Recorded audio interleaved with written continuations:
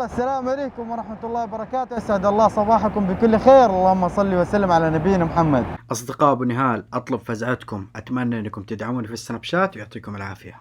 صباح جميل بصحبة الأنيقة أزيرا 2021 فئة الفل كامل، وتعتبر جوهرة هوينداي بفئة السيدان، وطلبتوها مني كثير، واليوم بإذن الله نغطيها لكم بشكل مفصل. وكالعادة راح أصور فلوق بقناة فلوقات أبو نهال ونجرب السيارة، ضروري تتابعوا الفلوق. طبعا التغييرات اللي حصلت عليها السيارة تحس بلحظة إنها جيل جديد بالكامل، لكن هم يقولون تحديثات منتصف العمر، فيا ترى الجيل الجديد كيف بيكون؟ وتصميم السيارة صراحة خارجة عن المألوف، وهذا ما تعودنا عليها من هيونداي، لأن السيارة تلفت أنظار الجميع دون استثناء، وهذا الشيء لاحظته خلال تجربتي لها لمدة يومين. ومن أهم التغييرات في السيارة الواجهة الأمامية، عندنا الإضاءات فل LED، والعدسة اللي فوق إضاءة ثابتة ومساعدة، والعدسة اللي تحت مدمج فيها العالي والواطي، والليد النهاري والإشارات كلهم جاية مدمجة بالشبكة على شكل معينات، وحساسات أمامية عددهم 4، وكاميرا أمامية من أصل 5 كاميرات أمامية لتعطي رؤية 360 درجة. طبعا الكاميرا الخامسة في الزجاج الأمامي خلف المراية الوسطية، ووظيفتها مراقبة المسار، وبالجانب مستشعر للمطر. والرادار جاي خلف علامة هيونداي، وخط كروم أسفل الصدام، وفتحات جانبية لانسيابية أفضل. نجي للمحرك. غطاء المحرك يفتح عبر المساعدات، طبعا في عازل. أما بالنسبة للمحرك 6 سلندر MPI يولد 290 حصان، والعزم 338 نيوتن متر، ومرتبط بناقل حركة أوتوماتيكي ب8 سرعات دفع أمامي. بس ما شاء الله أداء السيارة ما تحس كأنه دفع أمامي.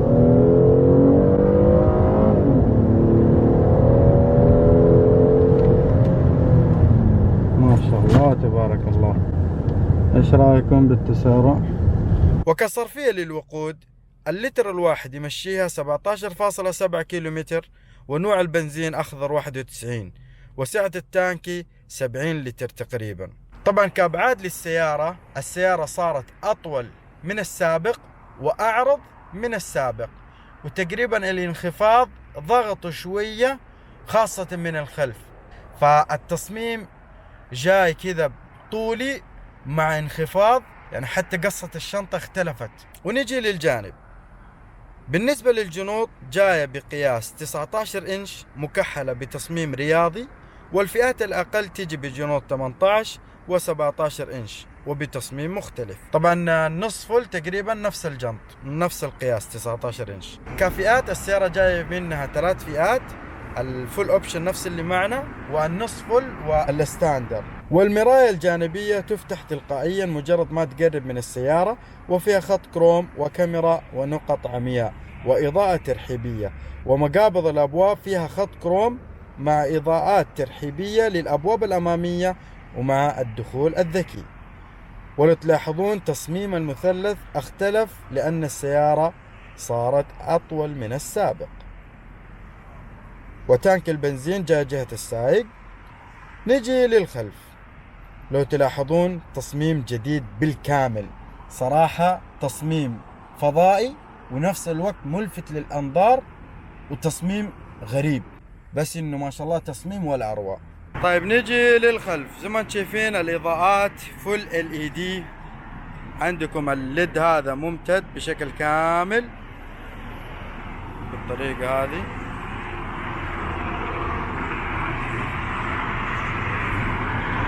والريوس زي ما انتم شايفين LED باللون الابيض، وبعدين جنب الريوس عندنا لمبة الضباب. الان لما طفينا اضاءة الضباب، فالاضاءة هذه تبع الفرملة ما تنطفي الا اذا ايش حطيت لمبة الضباب. وهنا الستارة الكهربائية، وهنا اضاءة الفرملة وزعنفة القرش. طبعا فتحة سقف بانورامية زي ما انتم شايفين.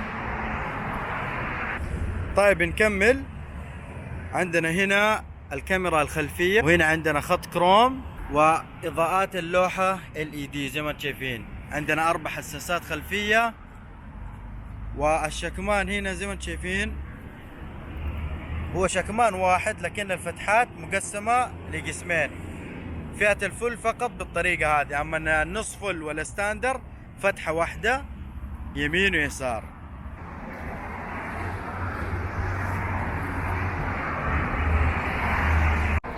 طيب الآن أكيد تتساءلون يا بنال كيف نفتح الشنطة. طبعا الشنطة كهربائية، فمجرد ما تيجوا زي كذا تضغطوا على شعار هيونداي من فوق بتفتح بشكل كهربائي. حلو. طيب اوكي، خليني اوريكم اول شيء هذا شكل غطاء الشنطة. حلوين. وبعدين نتحول للسعة الداخلية زي ما انتم شايفين. هذه السعة الداخلية، وفي ايضا شايفين الكيس الازرق ده فيه شبك عشان تحطه من هنا بالطريقة هذه، من هنا الين هنا عشان تحمون الاغراض. اكيد فاهمين ايش اقصد. طيب هنا نفتح نشوف عندنا الاسبير عبارة عن جنط خامس مع المعدات الخاصة بالاسبير. طبعا الكفرات من شركة هانكوك زي ما انتم شايفين. وايضا الشنطة ذكية. كيف؟ الان بوريكم. معانا الريموت زي ما انتم شايفين. اهم شيء الريموت يكون معاكم في الجيب في اي مكان، اهم شيء معاكم. طبعا الميزة هذه تقدر تفعلها وتقدر تقفلها عن طريق الشاشة الوسطية. تخش في الاعدادات، بعدين السيارة، بعدين تدخل على الابواب، بعدين تدخل على الشنطة الذكية، تفعل او تلغي. فاذا الشنطة ما اشتغلت معاك الميزة هذه، كل اللي عليك تخش الاعدادات وتفعل الميزة. فالان بسم الله حنجرب نقرب من السيارة.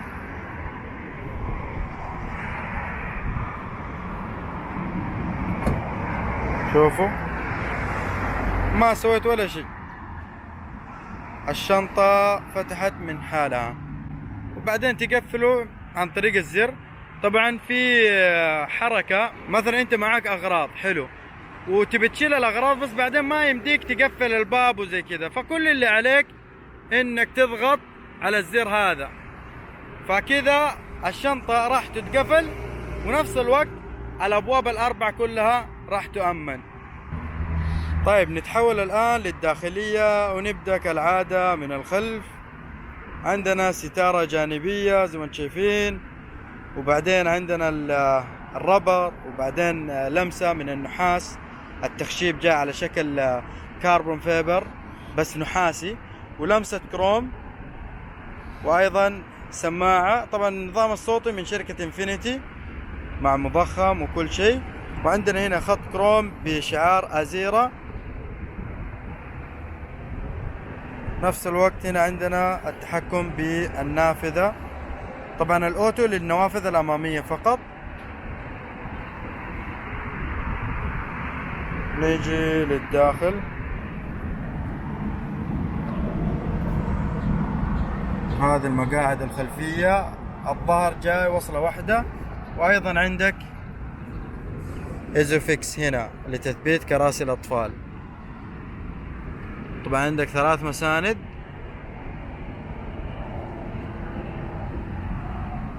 وهنا المسند الوسطي عندنا فيه مدخل USB وايضا منفذ 12 فولت. ونفس الوقت هنا حاملات الاكواب. طبعا الظهر هنا جاي بجلد مخرم. بسم الله. شوفوا ما شاء الله المقعدة هذه اللي قدام مضبوطة على قياساتي، فما شاء الله تبارك الله المساحة الموجودة هنا كبيرة جدا. وهنا عندنا فتحات للتكييف، وايضا تقدر تقفل. طبعا حتى المقاعد الخلفية في ارباقات زي ما انتم شايفين.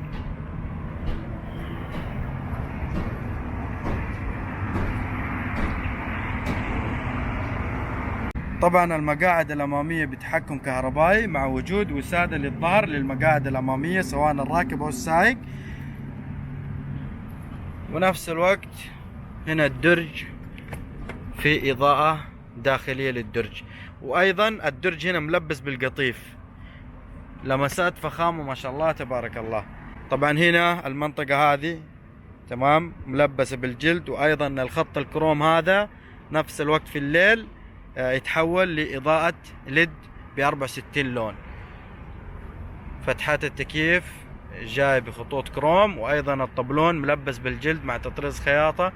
طبعا السيارة فيها فل إرباقات أمامية جانبية خلفية، حتى في المقاعد الخلفية في إرباقات نفس الفكرة هذه. وهنا عندنا الكونسول الوسطي زي ما شايفين، هذا تصميم الكونسول الوسطي. في عندنا منطقة تخزين هنا مع منفذ 12 فولت، ونفس الوقت في إضاءة ليد. الإضاءة جاية مخفية على نفس خط الكروم. طيب الآن أوريكم كيف طريقة الدخول. طبعا حتضغطون الزر هذا، المراية تفتح بشكل اوتوماتيكي. قبل ما نخش هنا خليني اشرح لكم باب السائق. اول شيء عندنا حفظ وضعيات المقعدة جهة السائق فقط لوضعيتين، وبعدين عندنا التحكم بالمرايات والنوافذ الامامية اوتو، والخلفية كهربائية بس عادية. وايضا ميزة الفل كامل، عندك تأمين للأبواب الخلفية مع تأمين النوافذ. والشغلة الأخيرة النوافذ الأمامية، الشيء هذا معروف في الأزيرة تجيك مدبلة. وهنا نظرة لمقعدة السائق زي ما شايفين، في عندنا دعامة للركبة وتتحكمون بالدعامة من هنا. شوفوا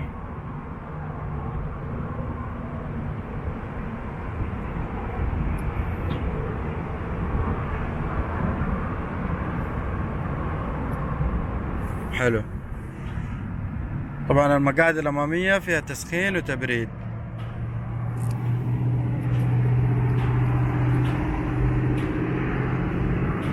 وعندنا هنا علبة الفيوزات وفصل مانع الانزلاق، الحفاظ على المسار، الشنطة الكهربائية، وفتح تانك البنزين، والتحكم بالإنارة الأمامية ترفع وتنزل، الدركسون بتحكم يدوي، ومبدل السرعات خلف المقود زي ما انتم شايفين. طيب بسم الله، الآن نركب السيارة.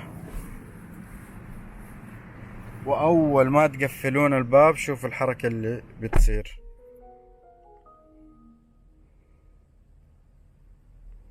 طيب الآن حنشغل السيارة. طبعا تشغيل السيارة عن طريق البصمة.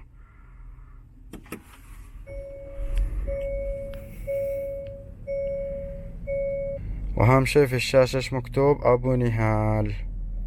طيب عندنا هنا التحكم بالإضاءات وإضاءات LED، شوفوا زي كذا.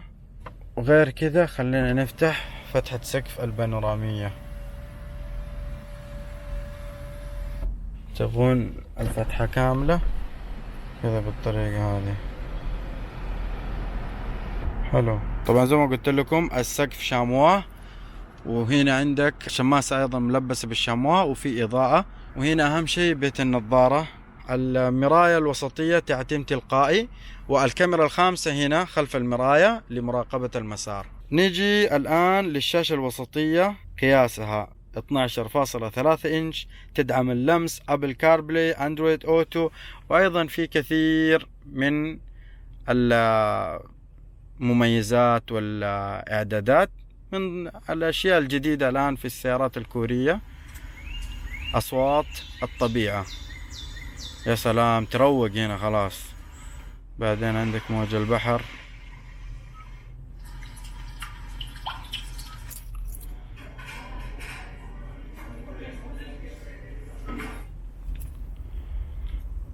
هذا صوتي المفضل. تبي تقفل من هنا كأنك تقفل أي وسائط أخرى. عندنا هنا في الاعدادات السيارة هنا تتحكم بالبروجيكتور. طبعا زي ما انتم شايفين في بروجيكتور. طبعا الان المعلومة المعروضة فقط السرعة، لكن لما تمشي بتلاقي نقط العمياء، سرعة الطريق، كل شيء. مساعدة السائق في اشياء كثيرة هنا. استجابة، التحكم الذكي في ثبات السائق، نحط اسرع شيء. حلو. بعدين توقيت التحذير، مستوى صوت التحذير، تنبيه بشأن تشتت انتباه السائق، أمان الجهة الأمامية، يعني السيارة ممكن تفرمل عنك، تهدي السرعة، أشياء كثيرة من ضمن السلامة. أمان الحارة، المساعدة في الحفاظ على الحارة المرورية. وتقدر ترى كل الأنظمة الموجودة في السيارة تقدر تلغي وتخصص زي ما تبغى أنت، يعني ما أنت مجبور على شيء معين. يعني الأمان في المناطق المحجوبة، النقط العمياء إلى آخره. الركن الآمن، أنت لما تيجي توقف السيارة إيش الأشياء؟ تشغيل تلقائي لشاشة رؤية المحيطية، التحذير التلقائي، الأمان عند اكتشاف خطر اصطدام، تكييف، إعادة تدوير الهواء، التشغيل عند استخدام سائل ماسحة الزجاج. بالفعل لاحظت الشيء هذا أمس وأنا أغسل السيارة، مجرد ما شغلت المساحات حسيت إنه الهواء داخل السيارة انتعش.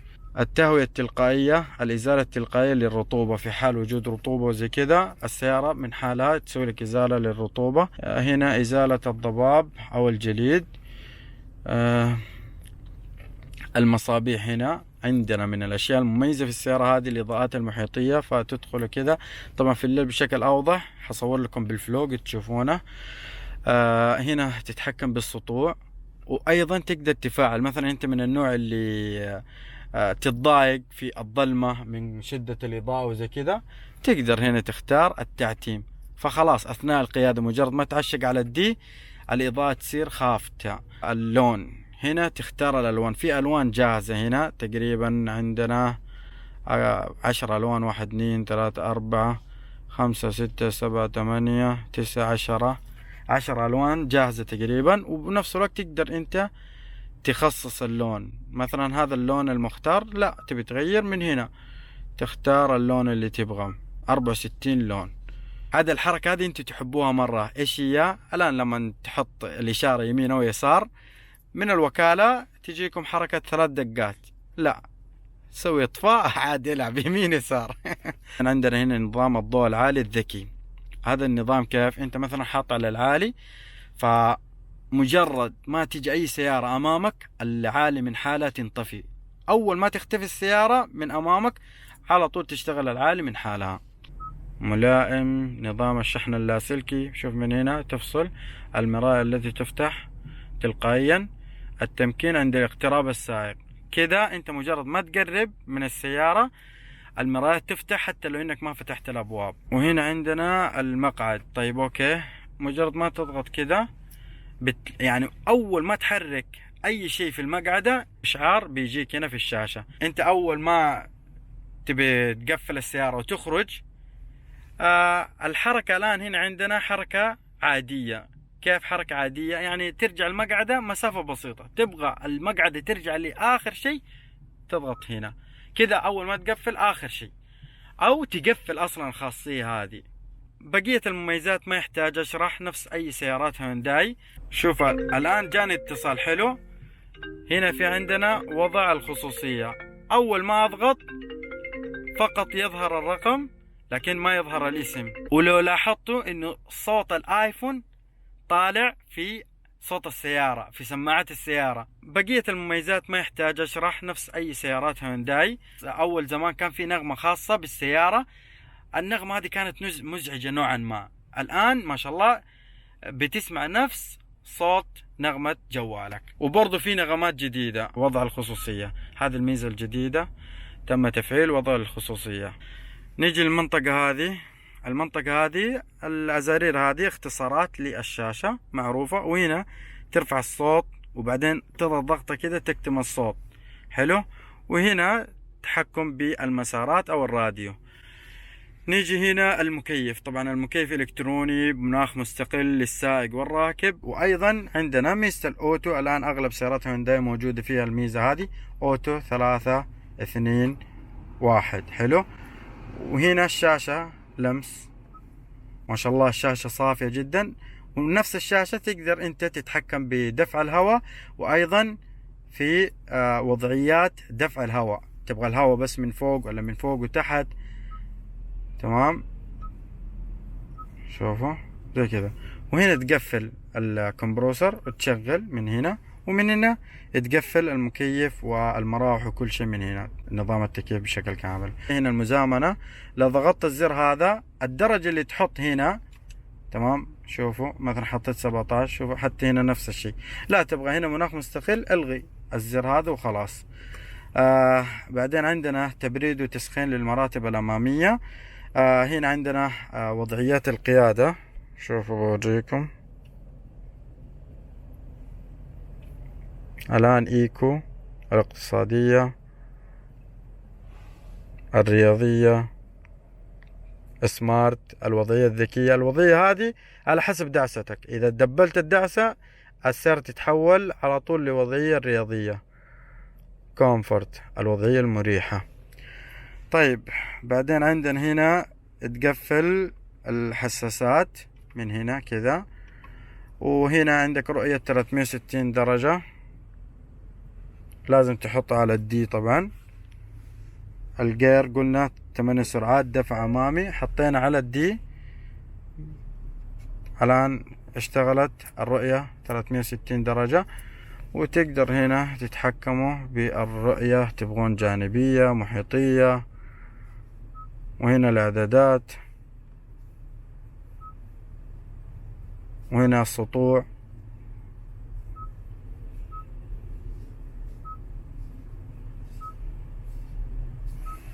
مهم جدا لما تيجي توقف السيارة، حط أول شيء على الإن، وبعدين تسحب البريك وتريح السيارة، بعدين تحطه على البي. طيب بعدين عندنا هنا الستارة الخلفية، تحكم كهربائي، شوفوا.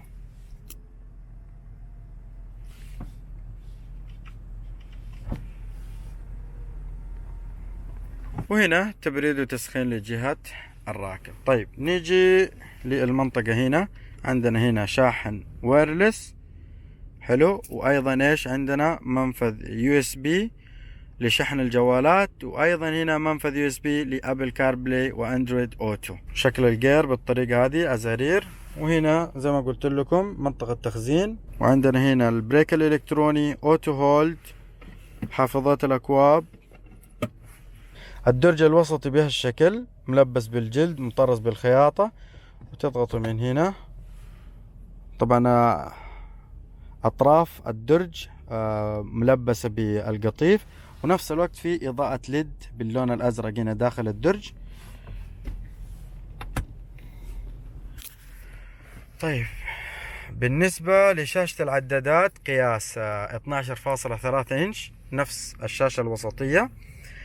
اللهم صل وسلم. هنا عندنا البيانات والمعلومات الموجودة نفس السوناتا ونفس السيارات القادمة بإذن الله. والسيارات القادمة بإذن الله من هيونداي راح تكون تصاميمها بهالشكل.